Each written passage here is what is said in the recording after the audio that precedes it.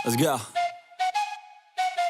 I got big dreams, I'ma do big things. Yeah, you see me on the big screen, looking so clean. I don't move slow, I move fast, right past anybody taking life for granted. Yeah, that's too bad. I'd be grateful for everything that I have. You only got this life, you don't get it back. Make the most of it, become the best that I can. Everybody. Jadi juara dunia saat tak ada Valentino Rossi dan Marc Marquez, Francesco Bagnaia hadapi standar tinggi untuk lalui masa sulit.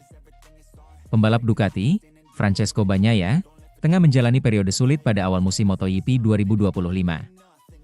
Saat mendapat posisi kedua pada MotoGP Qatar 2025 dengan tertinggal 4,535 detik dari Marc Marquez berkat penurunan peringkat Maverick Vinales akibat tekanan ban yang tidak tepat.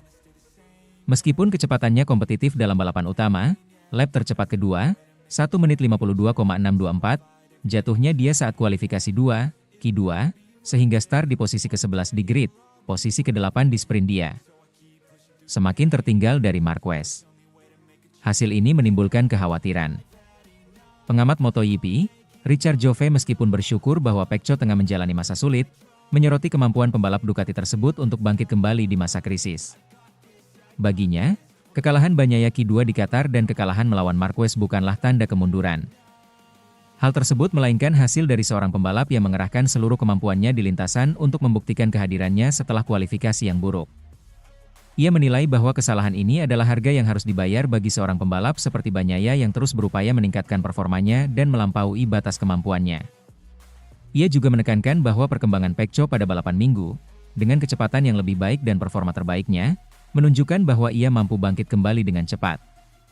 Jove tetap yakin bahwa Bagnaia akan mampu menemukan level terbaiknya dan bahwa ia akan terus berjuang untuk meraih gelar, bahkan melawan Marquez di momen yang hebat. Pecco Bagnaia harus menerima kenyataan bahwa ia menghadapi Marc Marquez terbaik sepanjang sejarah, kata Jove dilansir bolasport.com dari Paddock.ip. Namun, Jove juga menyoroti besarnya tantangan yang dihadapi Bagnaia menghadapi Marquez yang sedang dalam performa terbaiknya dan lawan yang sejarah dan kemampuannya dalam menangani tekanan tak tertandingi. Menurutnya, selama Bagnaia terus berjuang, masih ada peluang baginya untuk kembali ke perebutan gelar juara. Pengamat MotoGP lainnya, Ruben Saus, menekankan bahwa Bagnaia telah membuktikan kualitasnya sebagai juara dunia dan sebagai bakat yang luar biasa. Bagnaia juga menunjukkan bahwa kehadiran pembalap seperti Marquez, serta legenda seperti Valentino Rossi, memberikan dimensi lain pada analisis performa Pecco. Saya tidak ingin mengambil pujian dari Bagnaia karena ia membuktikan bahwa ia adalah juara dunia, bakat besar, balapan gila, ujar Saus.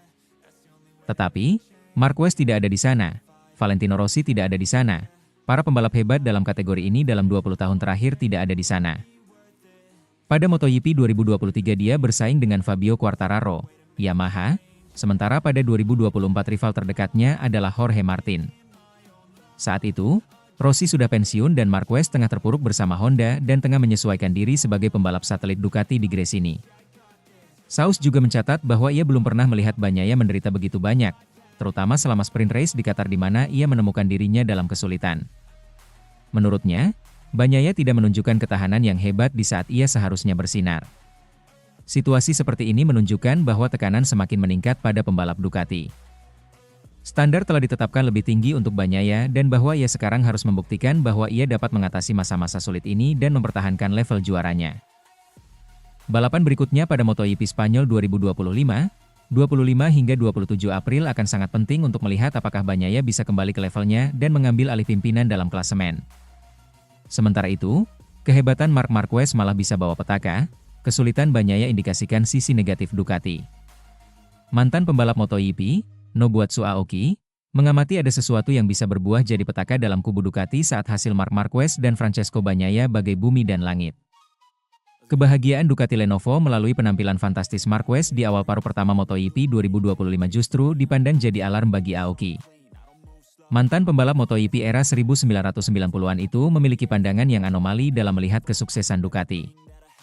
Skuad si merah Borgo Panigale dalam pandangannya, justru sedang tidak dalam keadaan baik-baik saja. Kehebatan Marc Marquez yang mampu terus konsisten memenangi balapan demi balapan, kecuali seri IP Marquez yang gagal karena crash, jelas tidak dapat disangkal.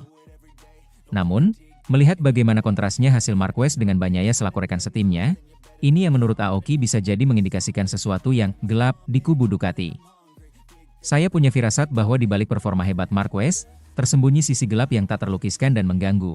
Tutur Nobuatsu Aoki kepada Yang Machin, dikutip Bola Sport dari Moto8.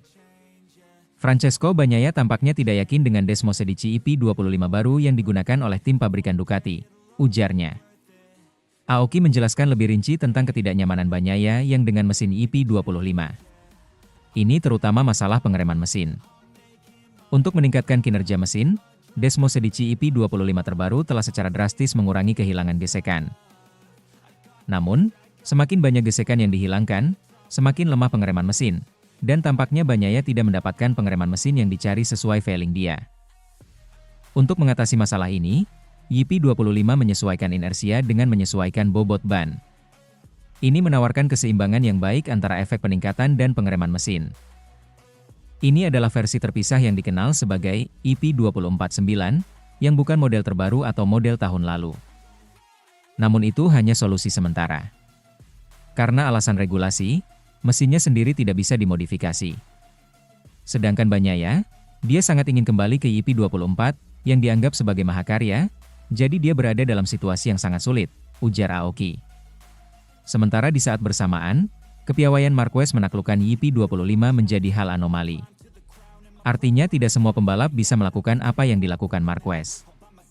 Ini mungkin terlihat sebagai hal bagus, tetapi Ducati juga berpotensi malah jadi kehilangan arah karena merasa mereka telah membuat motor bagus.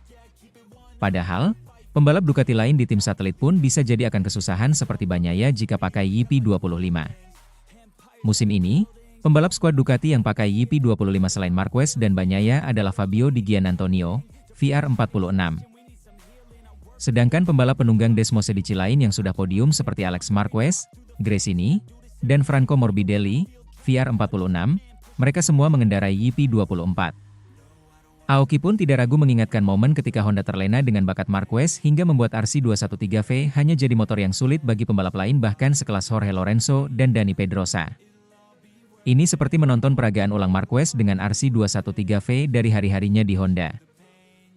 Marc Marquez memiliki keterampilan berkendara yang luar biasa dan dapat membuat sepeda motor apapun melaju dengan kecepatan yang luar biasa, tutur Aoki.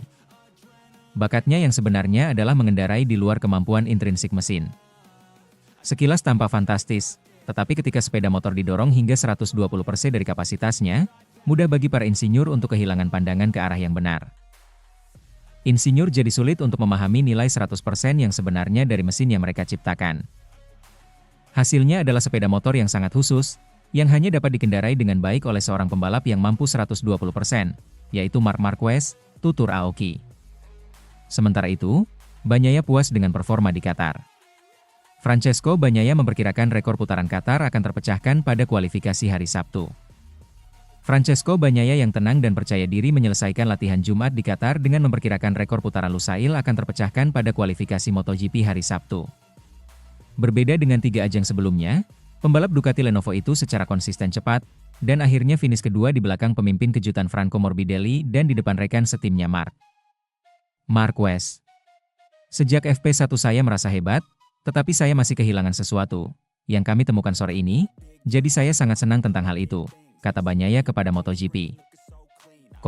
Kemudian mengungkapkan, kami melakukan sesuatu pada motor yang lebih membantu saya untuk berbelok lebih banyak. Saya sangat senang dengan kecepatan dan feeling yang dirasakan pada kedua ban. Memang benar bahwa kondisinya akan membaik dan tidak akan mudah untuk memutuskan ban belakang mana yang tepat.